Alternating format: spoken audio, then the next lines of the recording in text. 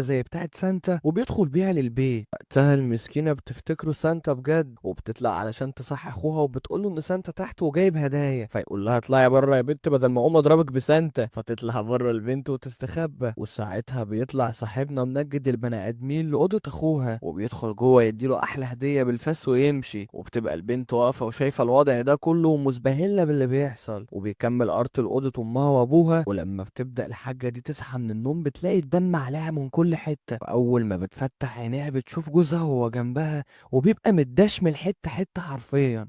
وقتها بتطلع تجري ست الكل دي، ولكن المعلم ارت بيقفشها وهي بتفلسع من باب البيت وبيخلص عليها. وبيلاقي بعدها البنت الصغيرة ويخلص عليها هي كمان بالمرة، وده علشان ما يرجعش للبيت مرة تانية. وقبل ما يمشي بيبدأ ياكل البسكويك واللبن ويغسل الأطباق طبعا علشان النظافة من الإيمان. وبنرجع لنهاية الجزء التاني لما خلصت ساينة على المهرج ارت وخلعت رقبته من مكانها، وبنشوف ساعتها شرطي في مسرح الجريمة ولكنه بيبقى مرعوب من اللي بيشوفه. فجأة واحدة بتختفي جثة ارت من مكانها وبيظهر فجأة وهو بيخنق الشرطي ده وهو راسه مخلوعة. وبنرجع لارت وهو في المترو وبيبقى ماسك دماغه اللي هي مش دماغه اصلا. المهم بنرجع لجريس جيريكو وهو في المصحة اللي فيها فيكتوريا المجنونة، واول ما بيدخل بنشوف راس ارت جنب فيكتوريا على الارض وبتاكل في حاجه كده يعني في منتهى القرع. المهم بنتفاجئ بارت وهو رايح علشان دماغه ويبدا يخنق جريس جيريكو وتروح الموميا فيكتوريا تساعده. بعد كده بيوصل ارت وفيكتوريا للمكان القديم اللي بيعمل فيه ارت جرايم واللي مش قذرة ابدا، وبتبدا فيكتوريا تدخل في البانيو بتاع الحمام وتشرح نفسها، وبيبدا ارت يقعد على كرسي بدون حركه. وبنرجع للمستقبل ونشوف جوز عمة ساينة وهو رايح ياخدها من المستشفى، وده لانها لسه مريضه وبتتعافى من اللي حصل ليها.